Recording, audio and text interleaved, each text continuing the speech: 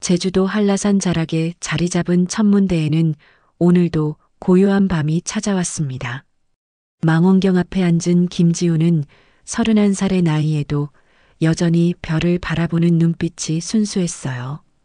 그녀 옆에서는 13살 딸 별이가 작은 손으로 망원경을 조작하며 신기해했습니다. 별빛이 쏟아지는 하늘 아래 모녀는 매일 밤 이렇게 시간을 보냈어요. 지우에게는 이것이 남편 송태영을 그리워하는 시간이었고 별이에게는 아빠와의 유일한 연결고리였습니다. 구독과 좋아요로 응원 부탁드립니다. 영상을 만드는데 아주 큰 힘이 됩니다. 알림 설정도 켜두시면 새 영상 소식을 가장 먼저 받아보실 수 있어요. 엄마, 저기 별똥별이에요. 별이가 손가락으로 하늘을 가리키며 소리쳤습니다. 지우는 딸의 밝은 목소리에 미소를 지었어요. 맞아, 페르세우스 자리 유성우야. 아빠가 제일 좋아하던 별똥별이지. 아빠는 언제 돌아와요? 갑작스러운 질문에 지우의 마음이 아팠습니다. 별이는 아직도 아빠가 단순히 먼 곳으로 출장을 간 것으로 생각하고 있었어요. 7년 전 태영이 이 한라산에서 실종된 후 지우는 차마 딸에게 진실을 말할 수 없었습니다. 아빠는 별들을 연구하러 가셨단다. 언젠가는 돌아오실 거야. 천문대 사무실로 돌아온 지우는 서랍 깊숙이 숨겨둔 태영의 연구 노트를 꺼냈습니다. 낡고 해진 노트에는 태영의 정성스러운 필체로 별자리 관측 기록과 함께 의미를 알 수 없는 메모들이 적혀 있었어요. 제주 지하수 오염도 측정, 한라산 불법 개발, 정명수 마이너스 위험인물. 지우는 이 메모들의 의미를 아직도 이해하지 못했습니다. 태영은 천문학자였는데 왜 환경 문제에 관심을 가졌을까요? 다음 날 아침 천문대에 이상이 생겼습니다. 주망원경의 구동장치가 갑자기 멈춰버린 것이죠. 지우는 황급히 수리업체에 전화를 걸었어요. 안녕하세요. 오름마을 전자수리점입니다. 강동훈이라고 하는데요. 전화 너머로 들려온 남자의 목소리는 따뜻하고 친근했습니다. 하지만 지우는 알 수 없는 이유로 가슴이 두근거렸어요. 천문대 망원경이 고장났는데 오늘 와서 봐주실 수 있나요? 네, 오후에 찾아뵙겠습니다. 전화를 끊은 지우는 왜인지 마음이 불안했어요. 단순한 수리업체 직원과의 통화였는데 이상하게 익숙한 느낌이 들었습니다. 오후 2시 천문대 주차장에 낡은 트럭 한 대가 멈춰 섰어요. 트럭에서 내린 남자는 34살 정도로 보였는데 단정한 외모에 따뜻한 인상을 가지고 있었습니다. 수리도구가 든 가방을 메고 천문대로 걸어오는 그의 모습을 본 지우는 순간 숨이 멎는 듯 했어요. 안녕하세요. 강동훈입니다. 남자가 인사를 하며 미소 짓는 순간 지우의 세상이 흔들렸습니다. 그 미소, 그 목소리, 그 눈빛까지 모든 것이 태영과 똑같았어요. 하지만 그는 태영이 아니었습니다. 태영보다 조금 더 말랐고 피부도 햇볕에 그을려 있었어요. 그리고 무엇보다 지우를 보는 눈빛에서 전혀 알아보지 못하는 표정이었습니다. 혹시 괜찮으세요? 동훈이 걱정스러운 표정으로 물었어요. 지우는 정신을 차리고 고개를 끄덕였습니다. 네, 죄송해요. 이쪽입니다. 망원경 앞에서 동훈은 능숙하게 고장 부위를 점검했어요. 그런데 이상했습니다. 그의 손놀림과 장비를 다루는 방식이 마치 천문학 전문가 같았어요. 이 부품이 마모되어서 교체가 필요하네요. 내일까지는 수리가 가능할 것 같습니다. 동훈의 설명을 들으며 지우는 더욱 혼란스러워졌어요. 그는 분명 전자수리점 직원이라고 했는데 천문 장비에 대해 너무 잘 알고 있었습니다. 혹시 천문학을 공부하신 적이 있으세요? 동훈은 잠시 생각에 잠긴 표정을 지었어요. 잘 모르겠어요. 그냥 자연스럽게 아는 것 같습니다. 그때 별이가 학교에서 돌아왔어요. 천문대 문을 열고 들어온 별이는 동훈을 보자마자 걸음을 멈췄습니다. 어, 아저씨, 별이의 눈에서 알 수 없는 감정이 스쳤어요. 동훈 역시 별이를 보는 순간 가슴이 뭉클해지는 것을 느꼈습니다. 안녕. 넌 누구니? 별이에요. 김별이, 별이. 예쁜 이름이네. 나는 강동훈이야. 동훈이 별이 앞에 무릎을 꿇고 눈높이를 맞춰 말하는 모습을 본 지우는 눈물이 날 것 같았어요. 태영도 항상 그렇게 별이와 대화했었거든요. 아저씨, 별 보는 거 좋아해요? 별이가 호기심 가득한 눈으로 물었어요. 동훈은 자신도 모르게 대답했습니다. 응. 아주 좋아해. 특히 카시오페이아 자리와 북극성을. 말을 하다가 동훈은 멈췄어요. 자신이 왜 그런 말을 했는지 알 수 없었습니다. 별이는 신기해하며 말했어요. 별이와 아빠랑 똑같아요. 아빠도 카시오페이아 자리 제일 좋아했는데, 동훈과 지우는 서로를 바라봤습니다. 둘 사이에 묘한 전류가 흘렀어요. 지우는 동훈의 손목에서 무언가를 발견했어요. 작은 초승달 모양의 흉터가 있었는데 그 위치와 모양이 태영의 것과 정확히 일치했습니다. 세상이 다시 한번 흔들렸습니다. 강동훈이 운영하는 민박집 별빛 정원은 한라산 중턱의 오름마을에 자리 잡고 있었습니다. 제주 전통 가옥을 개조한 이곳은 마당에 각종 별자리 조형물들이 놓여 있어 마치 작은 천문박물관 같았어요. 동훈은 5년 전 이곳에 정착했습니다. 그 전의 기억은 전혀 없었어요. 한라산 등반로에서 의식을 잃은 채 발견되었을 때 그에게는 이름조차 없었습니다. 병원에서 깨어났을 때 기억하고 있던 것은 별자리의 이름들과 망원경 다루는 법뿐이었어요. 강동훈이라는 이름도 제가 지어드린 겁니다. 이장 할아버지가 말하였습니다. 한라산 동쪽에서 발견되었고 훈훈한 인상을 가지고 계셔서 동훈이라고 했지요. 동훈은 자신의 과거를 찾으려 애썼지만 아무것도 떠오르지 않았습니다. 다만 밤하늘의 별들을 보면 마음이 편안해졌고 누군가를 그리워하는 듯한 아련한 감정이 밀려왔어요.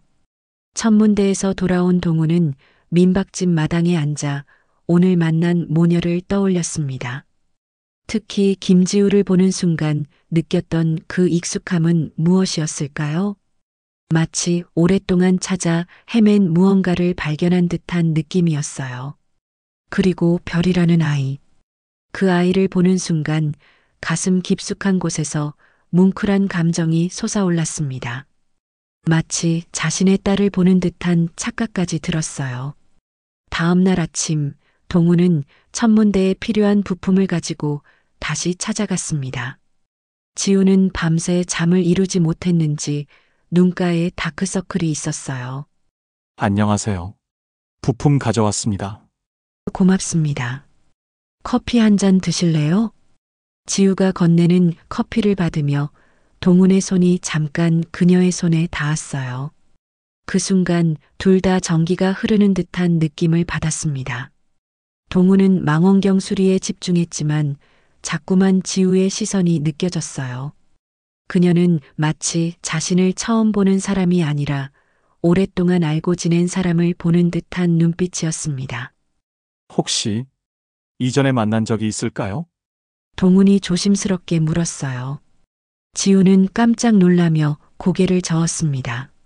아니요, 처음 뵙는 분이에요. 하지만 그녀의 목소리는 떨리고 있었어요. 수리를 하던 동훈은 무의식 중에 콧노래를 불렀습니다.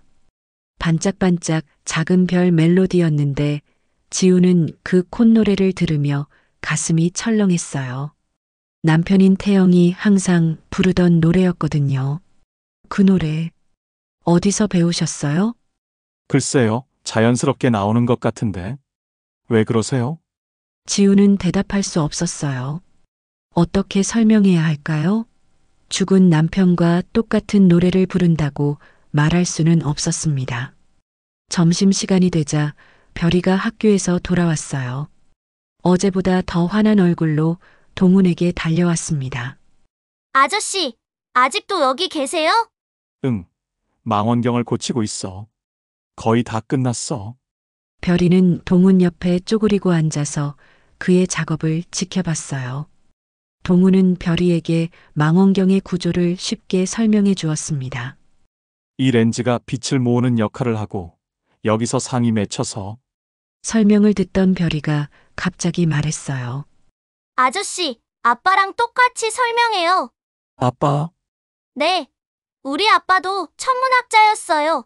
근데 별들을 연구하러 멀리 가셨어요. 동훈은 지우를 바라봤어요. 지우의 눈가에 눈물이 맺혔습니다. 아빠는 언제 돌아오시니? 별이는 잠시 슬픈 표정을 지었어요. 잘 모르겠어요. 엄마는 언젠가 돌아온다고 하는데 저는 아빠 얼굴도 잘 기억이 안 나요. 동훈의 가슴이 먹먹해졌습니다. 자신도 모르는 보호 본능이 솟아올랐어요. 괜찮아, 별이야. 아빠는 분명 별이를 사랑하실 거야.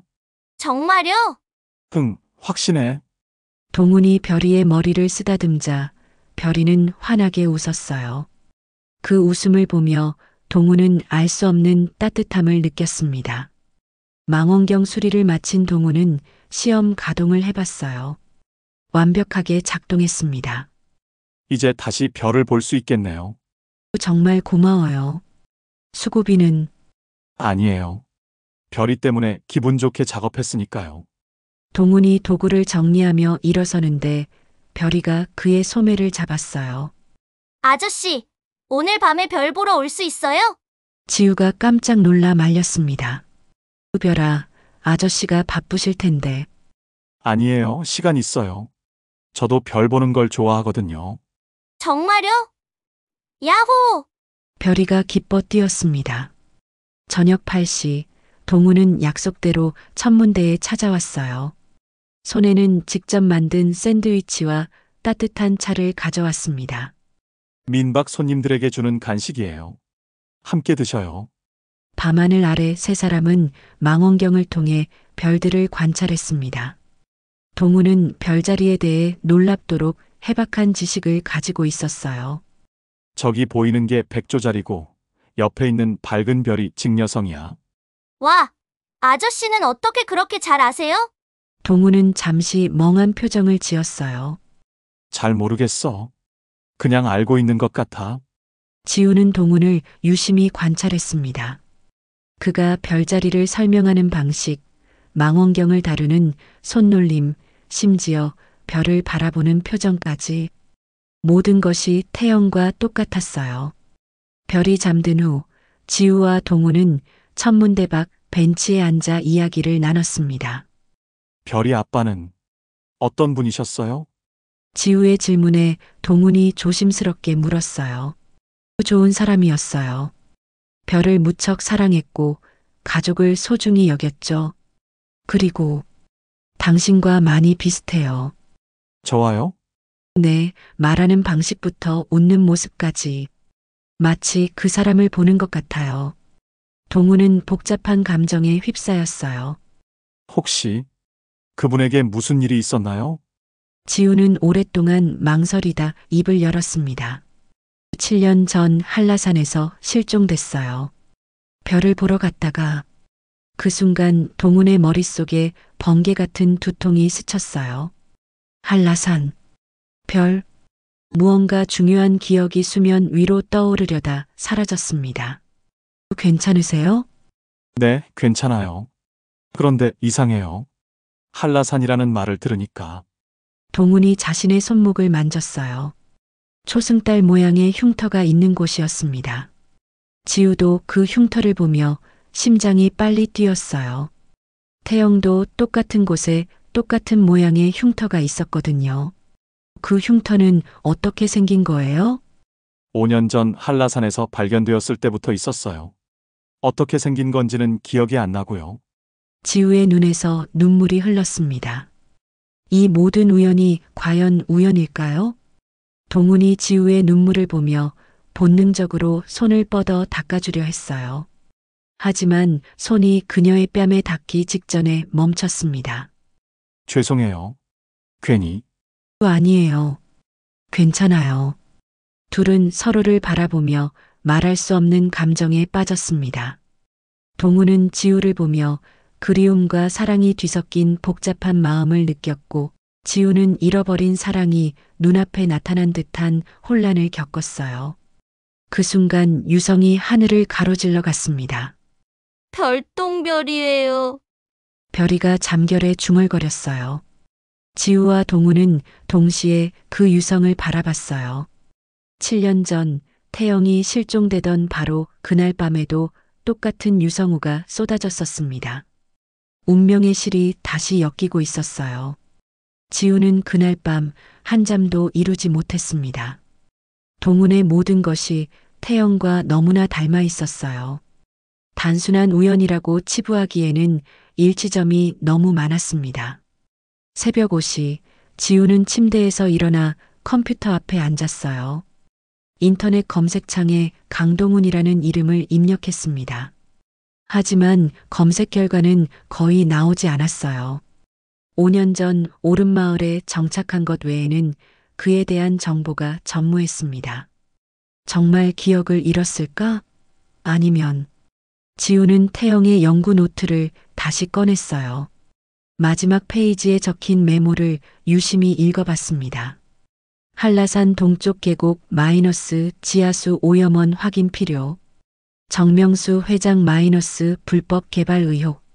증거 확보 후 환경청 신고 예정. 태영은 분명 무언가 위험한 일에 휘말려 있었어요. 그리고 그 일이 실종과 관련이 있을 가능성이 높았습니다. 지우는 7년 전을 떠올렸어요. 태영이 실종되기 며칠 전부터 이상했었습니다. 평소보다 말이 없었고 자주 전화를 받으며 어디론가 나가곤 했어요. 태영 여보, 며칠 동안 한라산에 올라가야 할 것 같아. 왜? 무슨 연구야? 페르세우스 자리 유성우 관측이야. 좋은 자료를 얻을 수 있을 것 같거든. 그게 태영과 나눈 마지막 대화였습니다. 지우는 당시 수색 작업을 담당했던 경찰서에 전화를 걸었어요. 안녕하세요. 7년 전 한라산 실종 사건 관련해서 문의드리고 싶은데요. 송태영 씨 사건 말씀이시죠? 유가족이시면 언제든 자료 열람이 가능합니다. 오후에 경찰서를 찾은 지우는 당시 수사 자료를 검토했어요. 태영의 등산 용품들이 발견된 곳은 한라산 동쪽 계곡이었습니다. 바로 태영의 노트에 적힌 그 장소였어요. 당시 수색은 일주일간 진행됐는데 시신을 발견하지 못해 실종으로 처리됐습니다. 혹시 5년 전에 그 근처에서 기억을 잃은 남자가 발견된 적이 있나요? 형사는 잠시 생각하더니 고개를 끄덕였어요. 아, 그 사건 있었죠. 강동훈이라고. 완전히 기억을 잃은 상태였어요. 신원 확인이 안 되어서 새로 호적을 만들어줬죠. 지우의 심장이 빨리 뛰었습니다. 그 사람이 발견된 정확한 위치를 알 수 있을까요?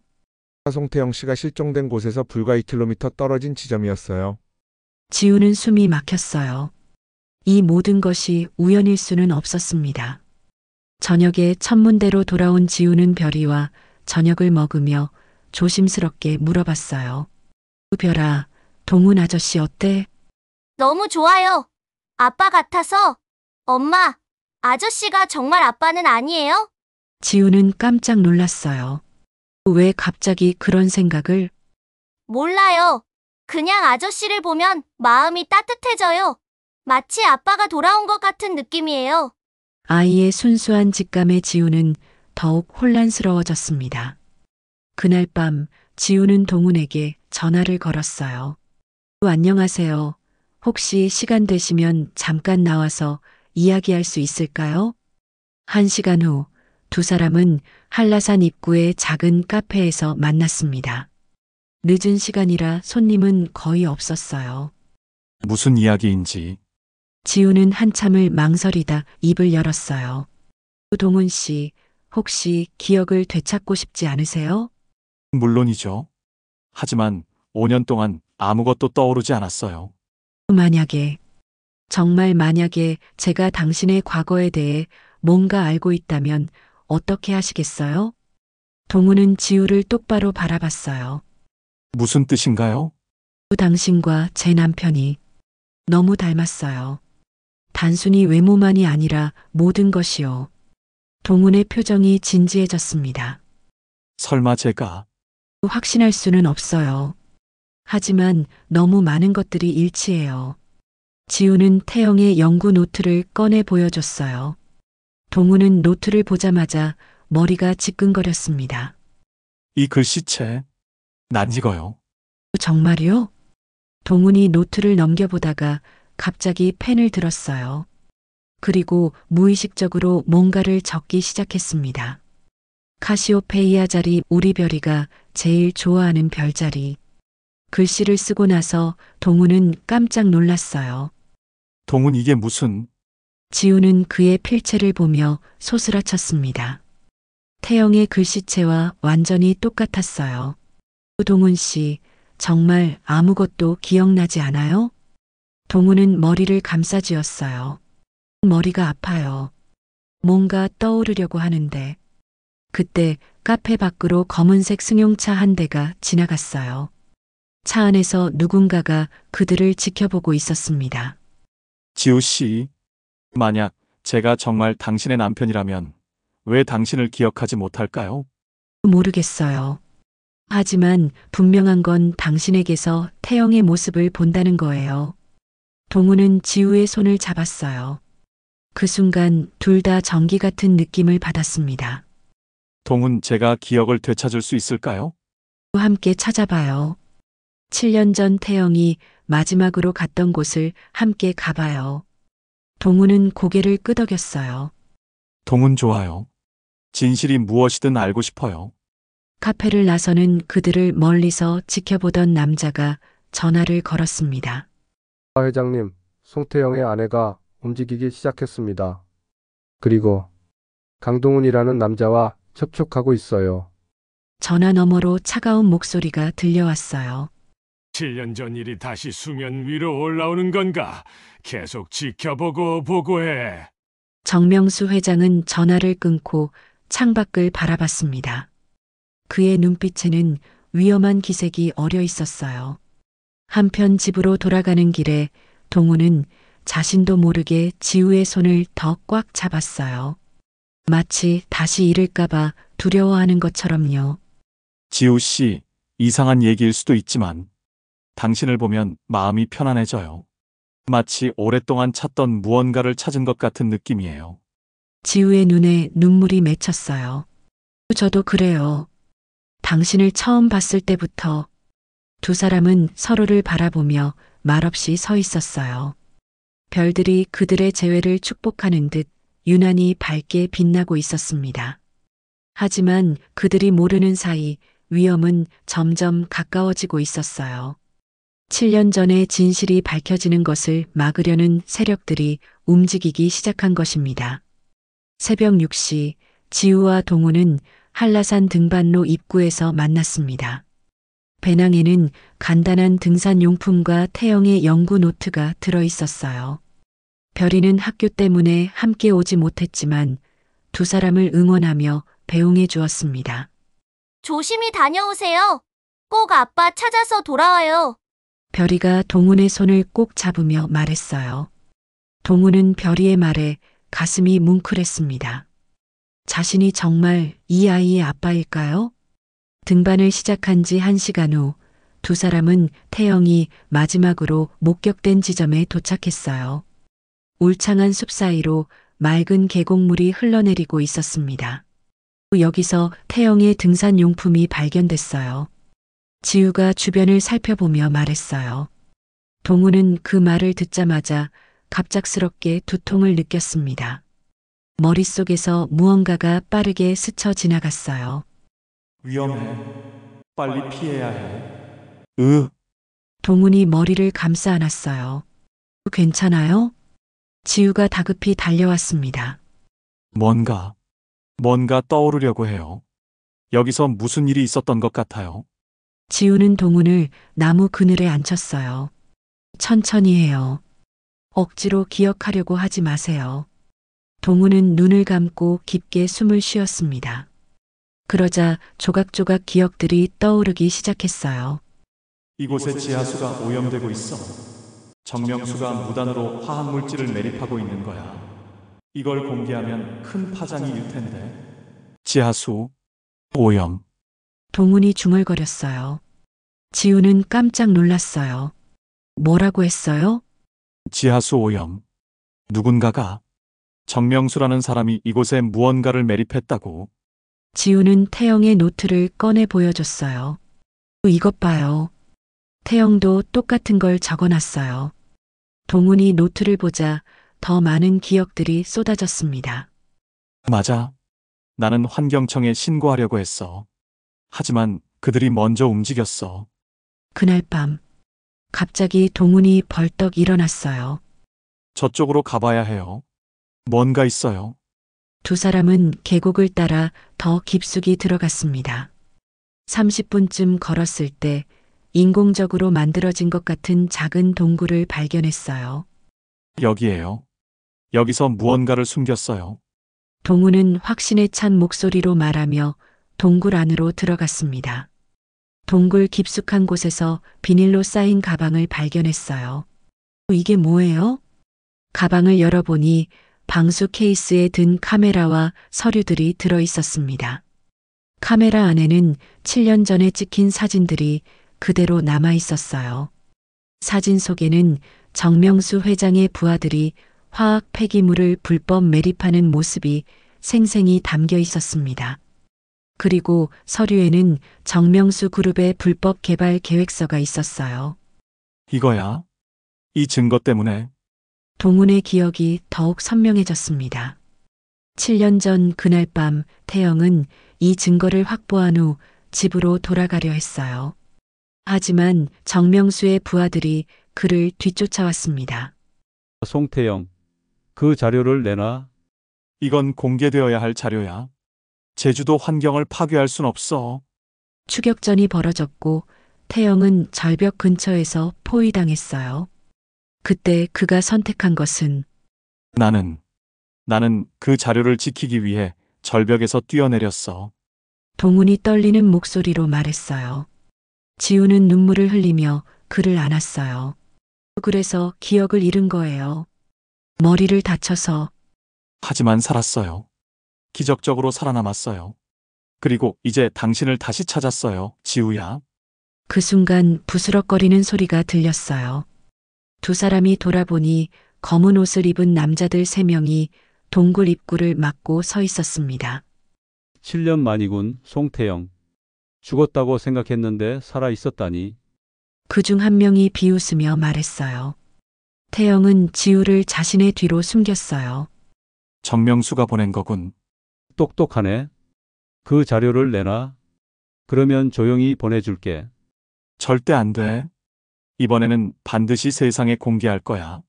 그럼 7년 전처럼 또 죽어야겠네. 남자들이 다가오자 태영은 지우의 손을 꼭 잡았어요. 지우야, 내가 신호하면 뒤쪽으로 뛰어. 계곡을 따라 내려가서 경찰에 신고해. 당신 혼자 두고 갈 수 없어요.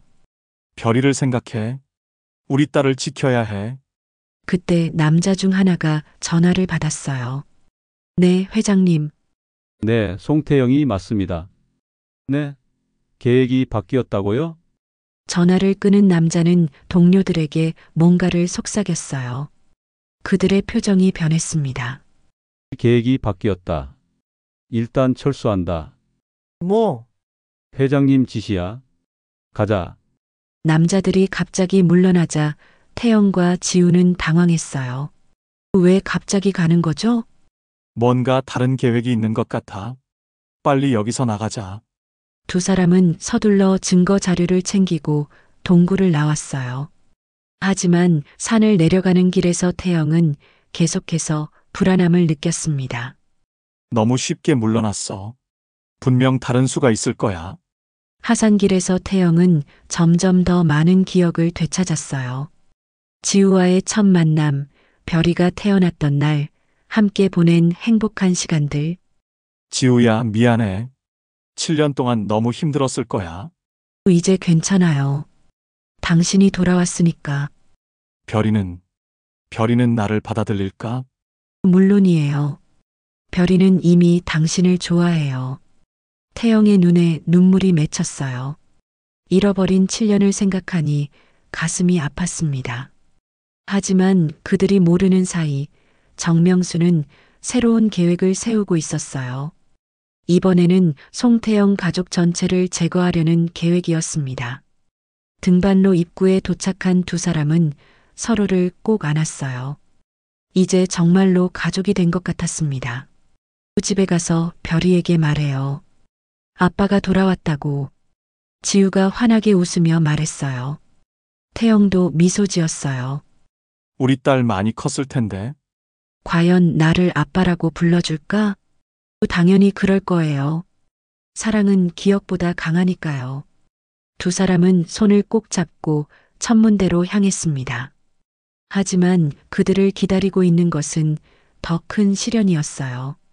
천문대로 돌아온 태영과 지우를 맞이한 것은 별이의 환한 웃음이었습니다. 학교에서 돌아온 별이는 두 사람이 손을 잡고 있는 모습을 보며 뛸 듯이 기뻐했어요.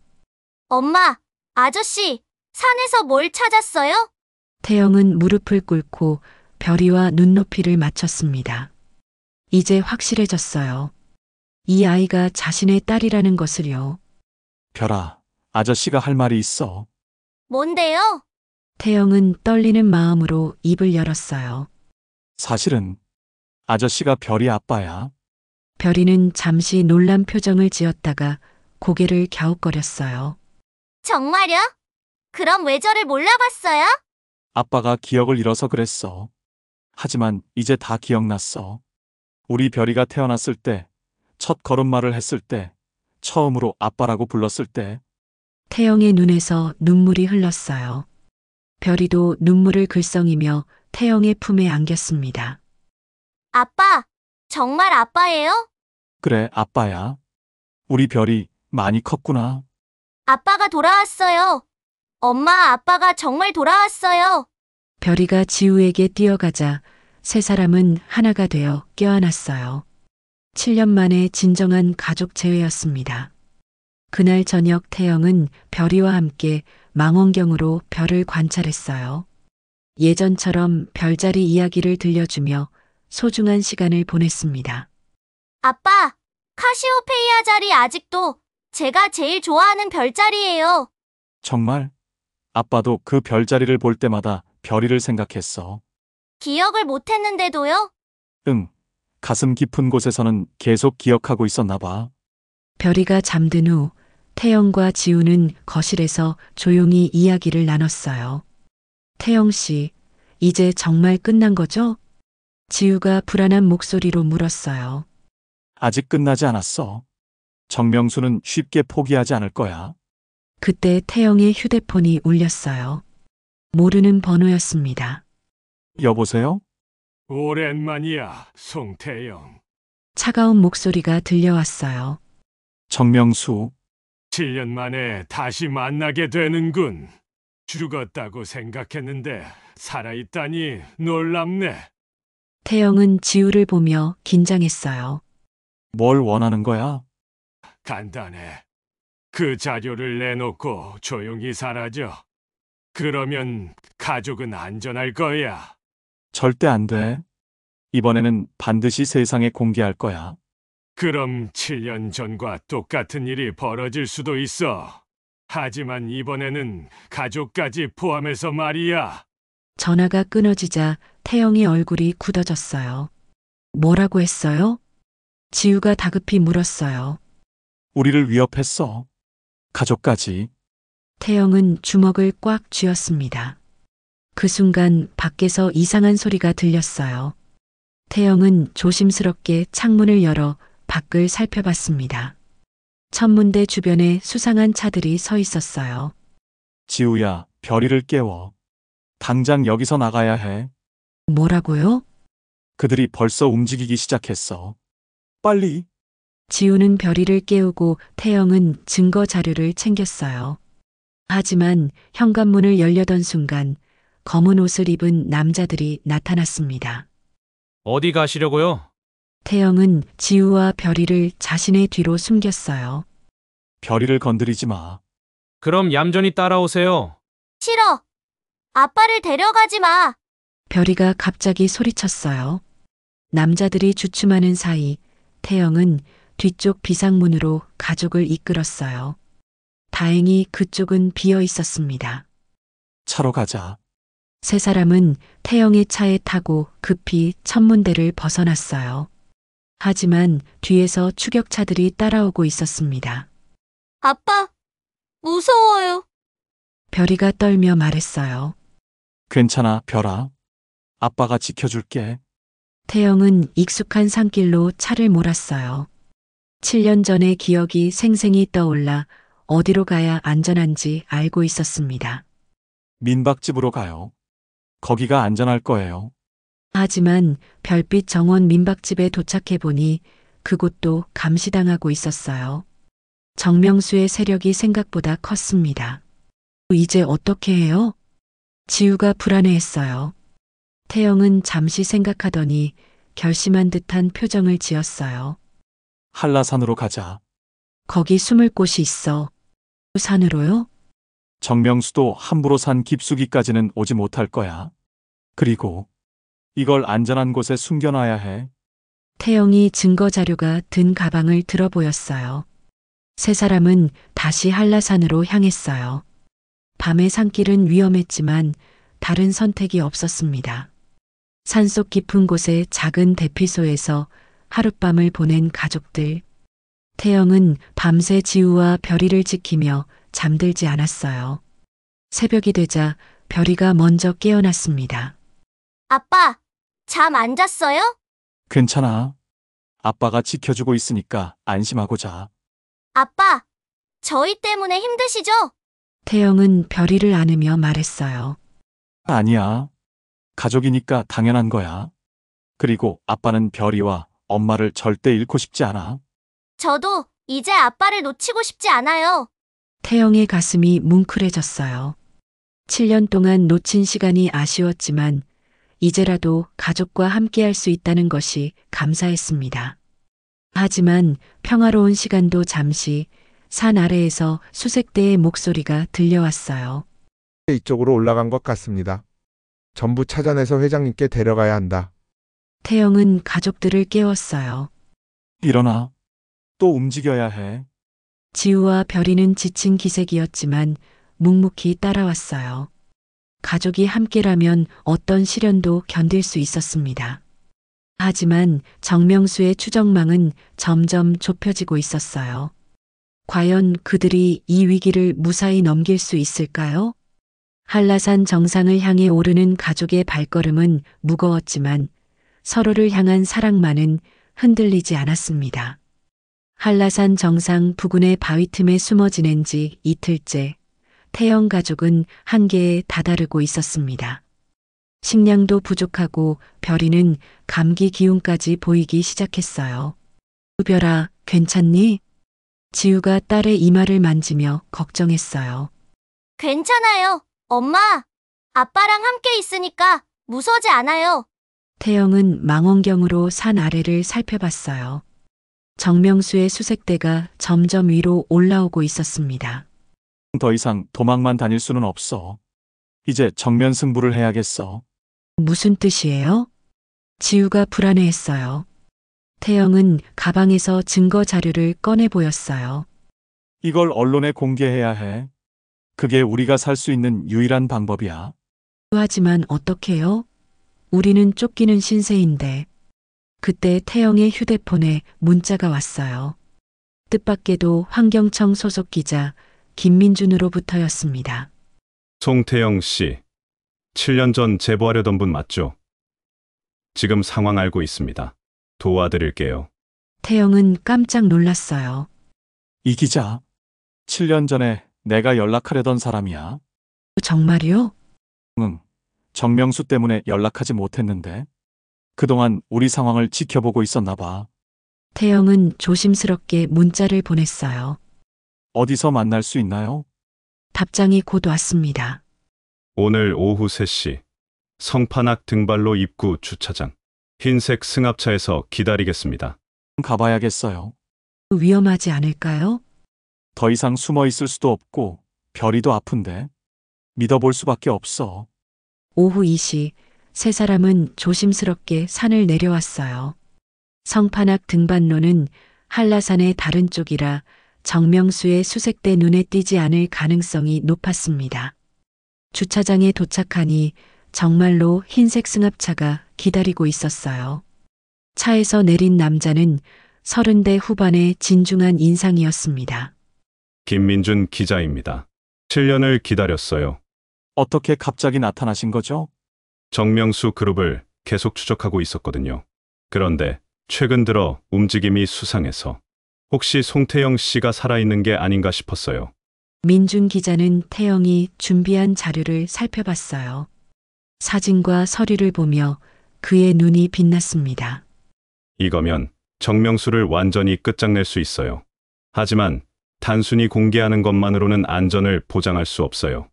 그럼 어떻게 해야 하죠? 정명수의 자백을 받아내야 해요. 결정적인 증거를 확보하는 거죠. 태영은 고개를 저었어요. 그건 너무 위험해요. 가족이 있는데. 방법이 있어요. 민준이 작은 장치를 꺼내 보였어요. 이건 초소형 녹음기예요. 정명수와 직접 만나서 대화를 녹음하는 거죠. 미끼가 되라는 얘기군요. 현재로서는 이 방법이 최선입니다. 하지만 우리가 완벽하게 백업해 드릴게요. 지우가 걱정스럽게 말했어요. 너무 위험해요. 7년 전에도 태영은 지우의 손을 잡았어요. 이번이 마지막 기회야. 이걸 놓치면 평생 숨어 살아야 해. 별이도 아빠를 올려다보며 말했어요. 아빠, 조심해서 해요. 약속해요. 알았어, 별아. 아빠가 꼭 무사히 돌아올게. 그날 저녁 8시 태영은 정명수에게 전화를 걸었어요. 만나자. 거래하고 싶은 게 있어. 오호, 마음이 바뀌었나? 어디서 만날까? 한라산 천문대. 거기서 모든 걸 끝내자. 좋아. 1시간 후에 보자. 전화를 끊은 태영은 가슴에 숨긴 녹음기를 확인했어요. 민준 기자와 경찰들은 이미 천문대 주변에 매복해 있었습니다. 천문대에 먼저 도착한 태영은 지우와 별이를 안전한 곳에 숨겨두고 정명수를 기다렸어요. 정명수는 부하 2명과 함께 나타났습니다. 60대 중반의 그는 여전히 위압적인 분위기를 풍겼어요. 7년 만이야, 송태영. 정말 질긴 목숨이군. 정명수, 이제 끝내자. 더 이상 제주도를 파괴하게 둘 수 없어. 파괴라니, 개발이라고 해야지. 나는 제주도를 세계적인 관광지로 만들려는 거야.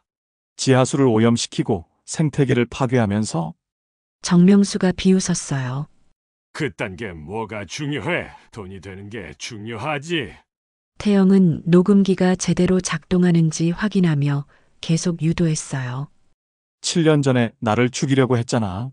그때는 방법이 서툴렀지. 하지만 이번에는 확실하게 처리할 거야. 증거를 인멸하려고. 당연하지. 그리고 너와 가족까지 모두. 정명수가 말을 멈췄어요. 뭔가 이상함을 느낀 것 같았습니다. 그런데 왜 갑자기 만나자고 했지? 설마. 그때 천문대 주변에서 경찰 사이렌 소리가 들려왔어요. 민준 기자의 신호였습니다. 이런 함정이었군. 정명수가 분노했어요. 이제 끝이야, 정명수. 모든 게 녹음됐어. 정명수의 부하들이 태영에게 달려들었지만 그때 경찰들이 천문대로 뛰어들어왔어요. 경찰이다! 모두 손들어! 정명수는 마지막 발악으로 소리쳤어요. 이 정도로 나를 어떻게 할 수 있을 것 같아. 내 뒤에는. 정명수 회장 환경 파괴 및 살인교사 혐의로 체포합니다. 드디어 정의가 실현되는 순간이었어요. 7년간의 악몽이 끝나가고 있었습니다. 숨어있던 지우와 별이가 달려와 태영을 껴안았어요. 아빠, 무사해요. 끝났어. 정말 끝났어. 태영이 가족을 꼭 안으며 눈물을 흘렸어요. 민준 기자가 다가와 말했어요. 이 자료면 정명수 그룹의 모든 불법 행위를 폭로할 수 있어요. 제주도가 구원받았습니다. 한라산 위로 별들이 쏟아지고 있었어요. 마치 태영 가족의 재회를 축복하는 것 같았습니다. 하지만 정명수는 연행되면서도 위험한 눈빛을 보냈어요. 과연 이것으로 모든 것이 정말 끝난 걸까요? 정명수가 체포된 지 사흘 후 태영 가족은 천문대로 돌아와 평범한 일상을 되찾으려 했습니다. 하지만 태영은 여전히 불안했어요. 정명수 같은 거물이 그렇게 쉽게 포기할 리 없었거든요. 아빠, 이제 정말 안전한 거죠? 별이가 망원경을 닦으며 물었어요. 그래야 할 텐데. 태영이 창밖을 바라보며 중얼거렸어요. 그때 민준 기자에게서 급한 전화가 왔습니다. 태영 씨, 큰일 났어요. 정명수가 보석으로 풀려났어요. 뭐라고요? 고위층에 로비를 해서 보석을 받아낸 것 같아요. 지금 당장 피하세요. 전화가 끊어지자마자 천문대 주변에 검은 승용차들이 나타났어요. 이번에는 정명수가 직접 왔습니다. 송태영, 나와라. 정명수의 분노 섞인 목소리가 확성기를 통해 울려 퍼졌어요. 태영은 지우와 별이를 뒤쪽 비상문으로 피하게 했어요. 먼저 가. 나는 시간을 벌게. 지우 안 돼요. 당신 혼자 두고 갈 수 없어요. 지우가 울먹였어요. 가족을 지키는 게 내 역할이야. 빨리 가. 별이가 아빠의 옷깃을 잡았어요. 아빠, 같이 가요. 제발. 별아, 아빠 말 들어. 엄마 손 꼭 잡고 안전한 곳으로 가. 태영은 가족을 보내고 정명수를 맞으러 나갔어요. 정명수는 부하들과 함께 천문대 앞마당에 서 있었습니다. 드디어 나왔군. 내 놈 때문에 내가 얼마나 창피를 당했는지 아나? 그건 네가 자초한 일이야. 제주도를 파괴한 대가를 치르는 거지. 정명수 대가 내가 누군지 아나? 이 나라에서 내가 못할 일이 뭐가 있겠어? 정명수가 비웃었어요. 이번에는 달라. 모든 증거가 확보됐고 언론도 움직이고 있어. 그런 건 얼마든지 막을 수 있어. 하지만 너는 살려둘 수 없어. 정명수가 신호를 보내자 부하들이 태영을 향해 달려들었어요. 태영은 필사적으로 저항했지만 상대가 너무 많았습니다. 그때 멀리서 별이의 비명소리가 들려왔어요. 아빠, 태영이 돌아보니 지우와 별이가 다른 부하들에게 잡혀 있었어요. 가족까지 건드리는 거야? 태영이 분노했어요. 내가 순순히 따라오지 않아서 그래. 이제 선택해. 가족을 살리고 싶으면 나와 함께 가자. 태영은 주먹을 꽉 쥐었어요. 어떻게 해야 할까요? 그 순간 한라산 정상에서 이상한 빛이 번쩍였어요. 유성우가 시작된 것입니다. 마치 7년 전 그날 밤을 재현하는 듯 했어요. 7년 전에도 저런 별똥별이 떨어졌지. 그때 너를 완전히 처리하지 못한 게 실수였어. 정명수가 하늘을 올려다보며 말했어요. 이번에는 달라질 거야. 갑자기 천문대 망원경이 움직이기 시작했어요. 태영이 원격으로 조작한 것이었습니다. 강력한 레이저 포인터가 정명수의 눈을 향해 번쩍였어요. 으아! 정명수가 눈을 가리며 비틀거렸어요. 그 틈을 타서 태영이 부하들을 제압하기 시작했어요. 천문 장비에 대한 해박한 지식이 무기가 되었습니다. 별아, 엄마. 이쪽으로. 지우와 별이가 혼란을 틈타 탈출했어요. 하지만 정명수가 다시 정신을 차리고 권총을 꺼내 들었습니다. 이번에는 확실하게 끝내겠어. 정명수가 방아쇠를 당기려는 순간 하늘에서 더 큰 유성이 떨어져 내렸어. 마치 자연이 악을 심판하는 것 같았습니다. 유성의 빛에 정명수가 잠시 눈이 부셔 비틀거렸고 그 사이 경찰차들이 사이렌을 울리며 천문대로 달려왔어요. 이번에는 정말 끝이야, 정명수. 태영이 외쳤어요. 민준 기자도 취재진과 함께 나타났어요. 모든 상황이 생중계되고 있었습니다. 정명수 회장의 범죄 행위가 실시간으로 중계되고 있습니다. 정명수는 완전히 포위되었어요. 더 이상 도망갈 곳이 없었습니다. 이럴 수는 없어. 정명수가 절망했어요. 정의는 반드시 승리해요. 별이가 작지만 단호한 목소리로 말했어요. 경찰들이 정명수와 부하들을 완전히 제압했어요. 이번에는 정말로 끝이었습니다. 정명수, 이번에는 빠져나갈 수 없을 거야. 태영이 차가운 목소리로 말했어요. 내 놈들, 내가 이런 식으로 당할 줄은. 정명수가 수갑을 차며 분노했어요. 하지만 아무도 그의 말에 귀 기울이지 않았어요. 악은 결국 패배하는 법이니까요.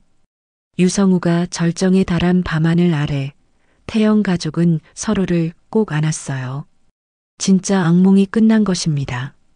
아빠, 이제 정말 안전한 거죠? 그래, 이제 정말 안전해. 우리 가족은 영원히 함께할 거야. 지우도 눈물을 흘리며 말했어요.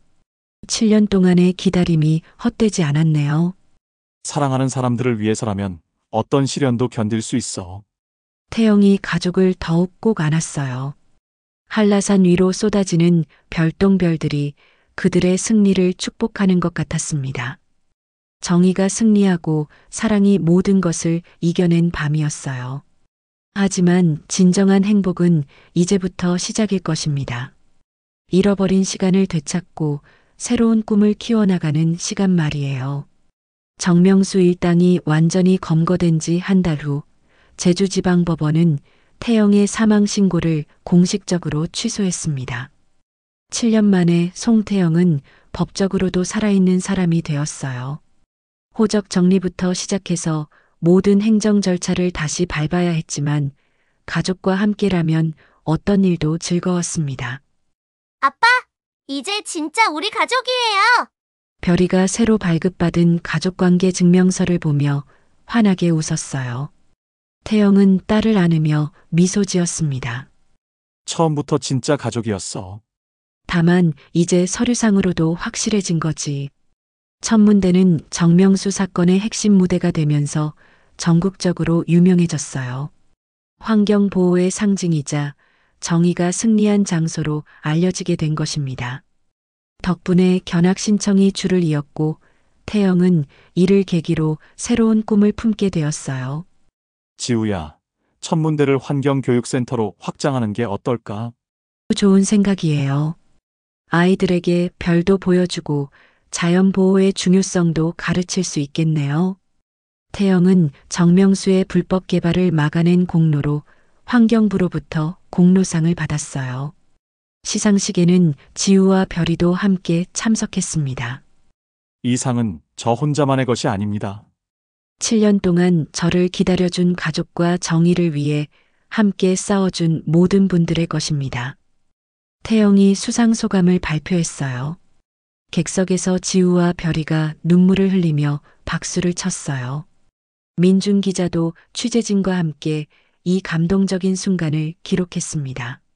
한편 강동원으로 살았던 별빛 정원 민박집도 새로운 모습으로 거듭났어요. 태영은 이곳을 천문체험 교육장으로 개조했습니다. 낮에는 아이들에게 환경의 소중함을 가르치고 밤에는 별자리 관측 프로그램을 운영하는 곳으로 만든 것이에요. 아빠, 정말 멋진 아이디어예요. 별이가 새롭게 꾸며진 교육장을 둘러보며 감탄했어요. 교육장 한쪽에는 정명수의 환경 파괴 행위를 고발한 자료들이 전시되어 있었어요. 아이들이 환경 보호의 중요성을 직접 눈으로 볼 수 있도록 한 것입니다. 이곳에서 많은 아이들이 자연을 사랑하는 마음을 배웠으면 좋겠어요. 지우가 태영의 어깨에 기대며 말했어요. 그래, 별이 같은 아이들이 미래의 환경 지킴이가 되는 거야. 별이는 이제 14살이 되어 아빠의 일을 적극적으로 도왔어요. 아이들에게 별자리 이야기를 들려주는 것은 별이가 제일 잘하는 일이었습니다. 여러분, 저기 보이는 카시오페이아 자리는 제가 제일 좋아하는 별자리예요.